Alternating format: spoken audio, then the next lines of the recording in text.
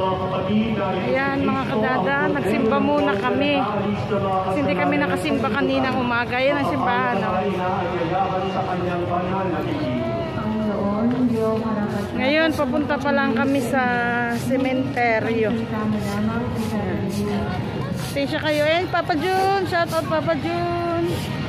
Shout out. Nauna si JM.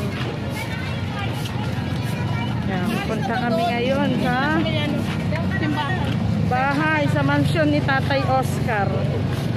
Kasi nung nakaraang vlog ko, mansyon ng aking magulang at saka mansyon ng aking kuya. Ngayon naman papunta ako sa mansyon ng biyanan kong lalaki. Meron siyang sariling mansyon, mataas. Hindi siya nilulubog, hindi siya babahain. Kasi dito sa lugar namin madalas mag high tide. Ang alam ko yung isang memorial doon binabaha. Ayan, ngayon papasok kami dito sa gate. Sa gate ng Mansyon de Oscar Menor. Ayan, papunta kami sa sa libingan ni Tatay Oscar. Ayun na lang.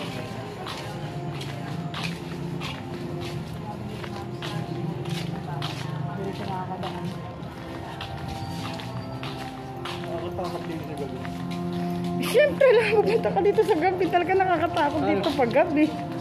Nakakatagal ka kaya dito sa gabi? Ako makakatagal. Ay siyempre naman. Hindi. Noon lang ako nakakita sa natin ng parang sana kami takot na eh. Yan, nauna si JM, nauna si Papa Jun. Ito ako sumunod.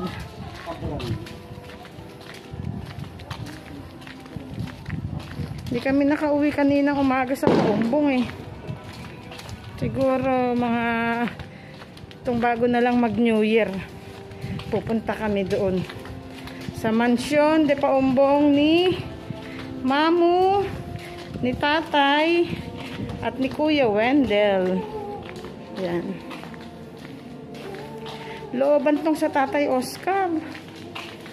Pero hindi mo ako mapapapunta ditong mag-isa. Takot.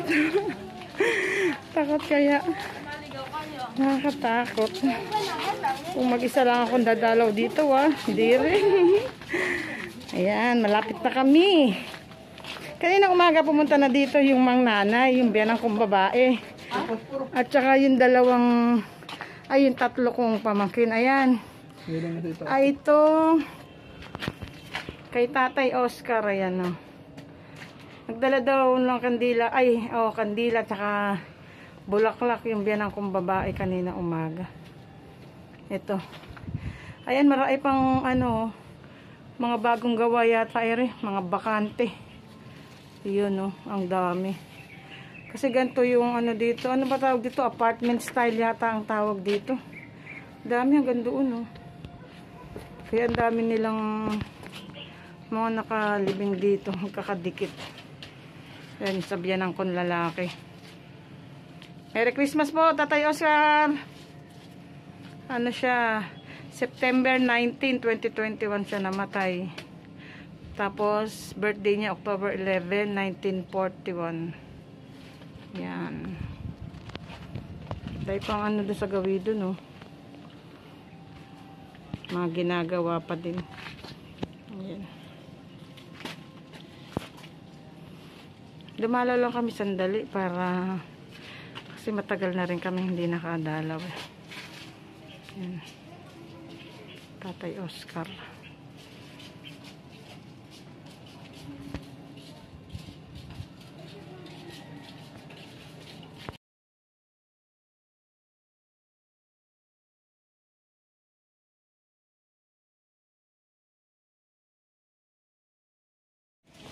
Yan mga kadada, saglit lang naman kami, pauwi na rin kami kasi mahirap gabihin, maraming sakay, baka mamaya wala kami masakin tricycle. Kanina wala nang tricycle dun sa paradahan. Mga nagpasada lahat. Yan. Ako ngayon ang nauna, sumunod si JM. Nasaan si Papa Jun? Ayun, si Papa Jun sa hulihan. Yan. Yung sementeryo dito, sa gilid lang ng simbahan. Pero marami ding sementeryo dito, mga memorial. Ito, ano ba tawag dito? Public cemetery. Ito. Ang daming, ayan o. Madami siyang pasikot-sikot. Oh, jackpot. Jackpot. Siguro sa mga aso yun. Nag-iwan pa ng jackpot.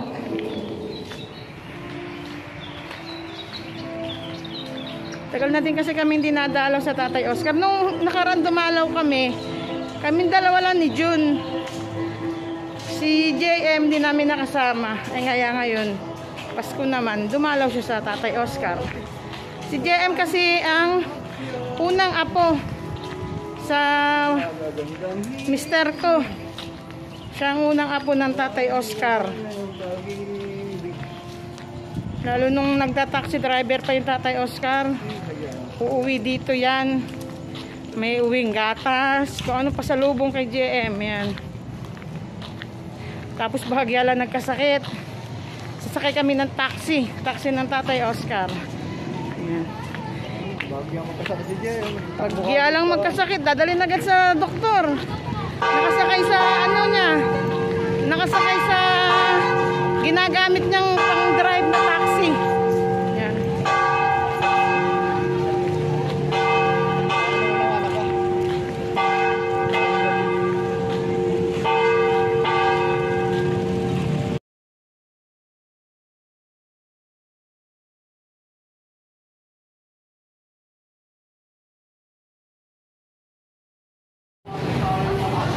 Ayan mga kadada. Pauwi na kami. Dito lang kami dumaan muna sa mini stop.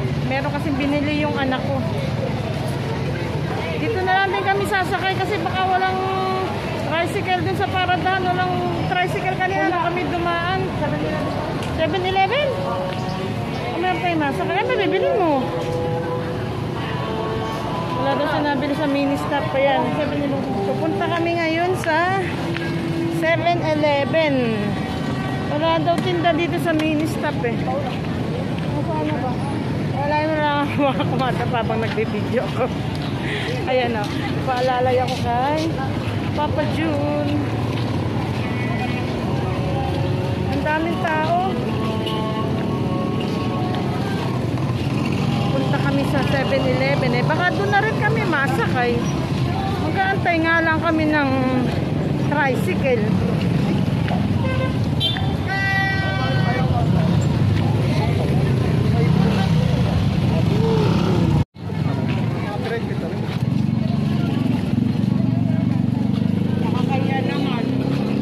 Daming tindahan laruan. Yan, mga laruan. Mga damit. Uso-uso ngayon yung Santa Cruz. Ayan na, uso-uso yung tatak na ganyan. Santa Cruz.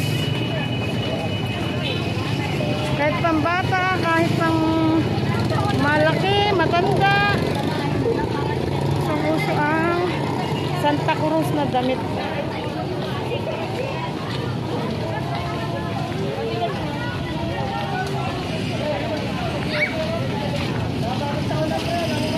Ang dami-dami tinda oh.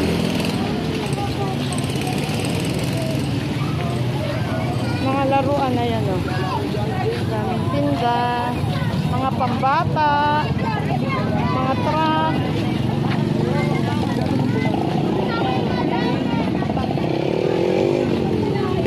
Yun, nauna maglakad yung anak ko.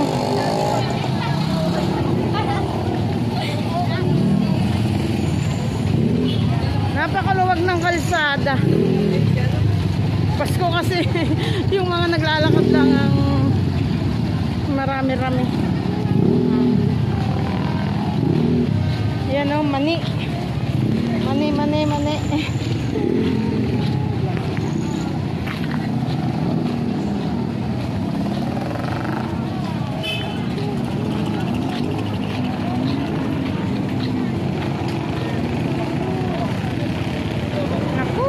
tricycle sa paradahan.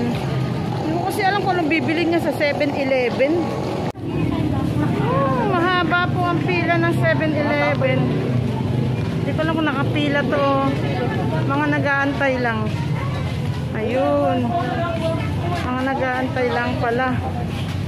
Ayan. Ay, ano, daming tinda, oh. Ay, ano, daming prutas. Yan, sa New Year. Sa New Year, tiyak na, oh, wow, ang laki naman ng apple, oh. Ang laki-laki ng apple. Yan. Ito na lang kami sa labas habang inaantay namin yung anak ko.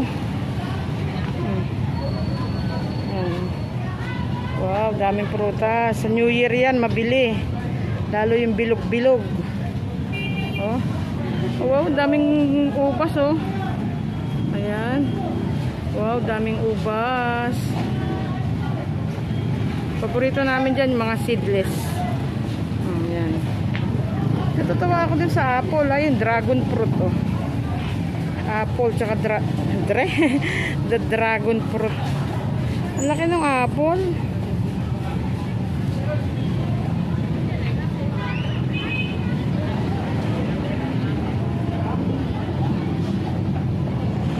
Siguro limited na lang yung pumasok sa 7-Eleven. Masyado kasing na ano, ma-crowded pagka pinapasok lahat. Yan. Binibilang ang mga pumapasok. Oh, hindi muna sila papasok kasi marami pa sa loob, eh.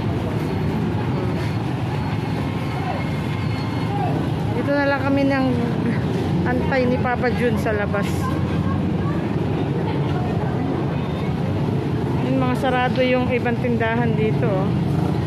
Ito, itong pwestong to, dito kami bumibili ng kalamay, yung mga pansit gisado.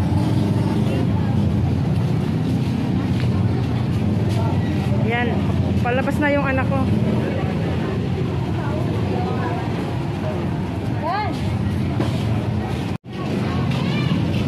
Yan mga kadada, lumalakad na kami sa papuntang paradahan.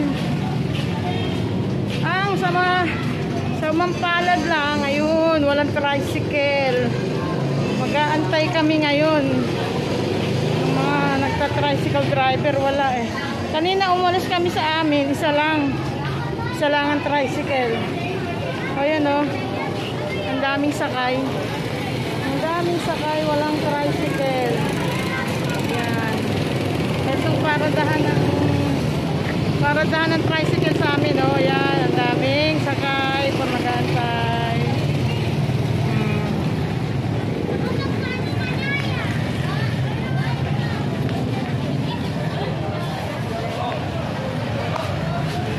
Mga kadada, hanggang dito na lang. Maraming salamat sa inyong panonood.